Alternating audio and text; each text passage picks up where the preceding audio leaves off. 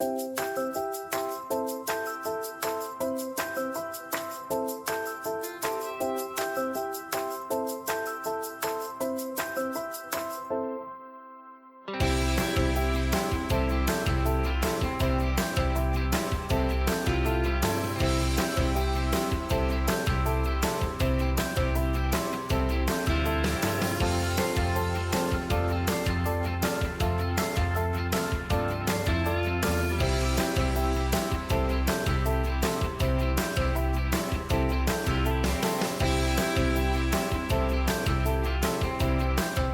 morning. Thank you so much for sharing your photos. I hope you guys had a great week for Thanksgiving, being thankful for all the things that God has given to us. Remember, every good and perfect gift is from above, and so we can thank God for all the things that He's given to us. And I thank God for all of you. I'm thankful that you're here with us this morning. The last several weeks we've been studying through the Gospels, and we've been studying the life of Jesus, what He did on earth, how He taught us to live, the example that He gave us, and the things that He did while He was here on earth. And last week we talked about how on the very last night that Jesus was with His disciples, He gave them reminders that were really important. He gave them the reminder to remember the sacrifice that Jesus had made for us with His body and His blood. And this was before He even died on the cross, that He was telling them, after I'm gone, remember these things that I've done for you. And then He gave them the second reminder, which was a reminder to serve one another. Like He had served them, they should serve one another. And there's even that promise that if you know these things and do it, that you will be blessed. And so we talked about that last week, about how on the very last night that Jesus was with them, He reminded them to serve one another, just like He had served them. So this week, as we are ending the month of November, we're going to do an overview of what comes after this, of what came at the very end of Jesus's life. Starting in December, we're going to be talking about the Advent story, the story of Christmas. And sometimes it's hard for us to think about the story of Easter at Christmas, but I want us to wrap our story up and overview it, because we need to remember that without Easter, Christmas wouldn't mean anything. The whole point of Christmas was Easter. And so we're going to do that. And then after we finish the Christmas season, we're going to go back and we're going to pick up right here at the story of the end of the physical life of Christ on earth and the beginning of the church. What happens after all of this, which is a really exciting part of the story.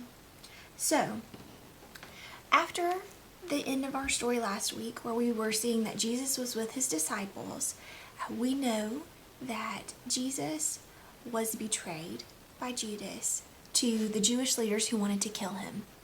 So Jesus was led away by the people who had captured Him to be prosecuted. Now here, if we go to court, we have a jury and we have a judge who hopefully are impartial. That means they don't already have a decision in their mind. But when Jesus went to court, it was like a fake court.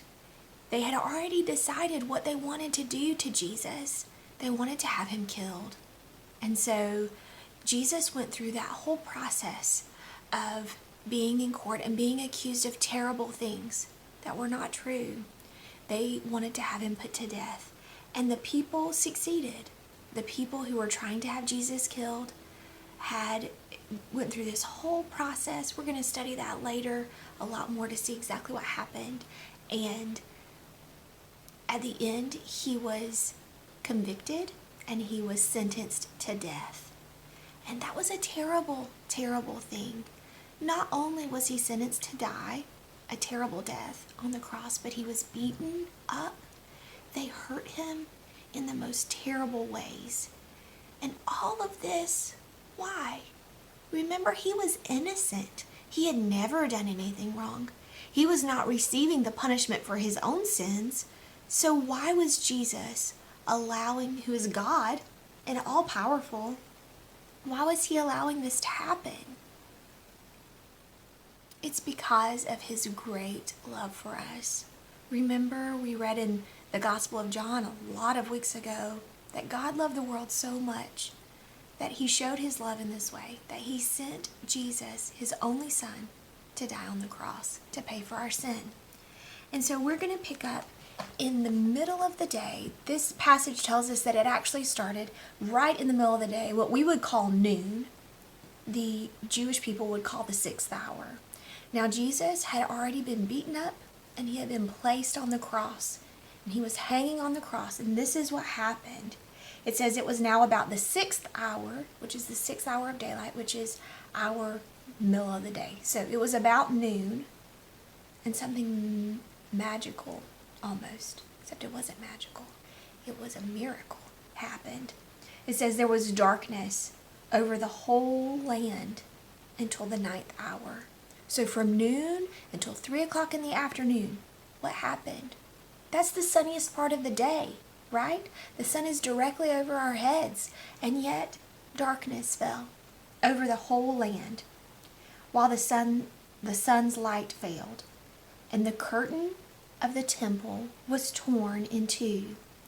Then Jesus called out with a loud voice and said, Father, so he's talking to God, Father, into your hands I commit my spirit.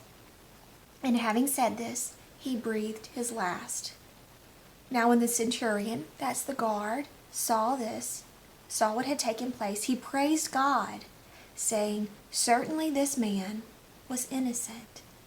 And all the crowds that had assembled for the spectacle, when they saw what had taken place, returned home. And all of his acquaintances and the women who had followed him from Galilee stood at a distance watching these things. And so it has come to the very end of Jesus' life. And so after all of the things that had to be accomplished were accomplished, Jesus says, Father, I give you my spirit. So I wanted to read this verse because I wanted to remind us all that these things did not happen to Jesus because people were bad.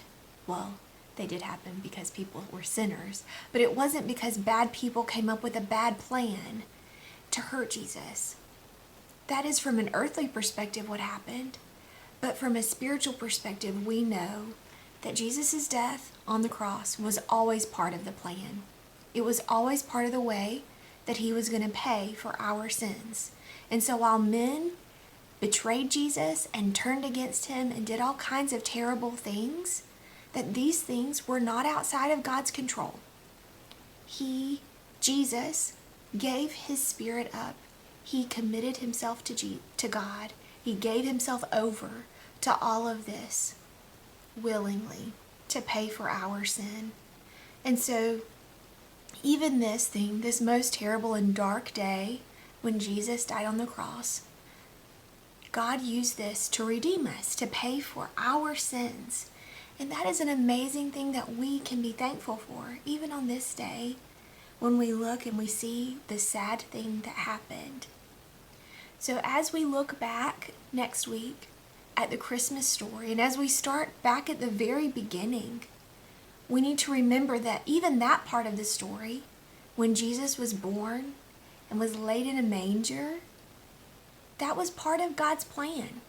All of this is an amazing way that we can see the beautiful plan of God working its way out for our good. So I hope that you guys will be with us and listen to our lessons online, or that you can be with us in class as we study the life of Christ back from the very beginning. And then after the beginning of the year, we're going to pick back up right here and see what happened after Jesus died on the cross. I hope you guys had a great week and happy Thanksgiving.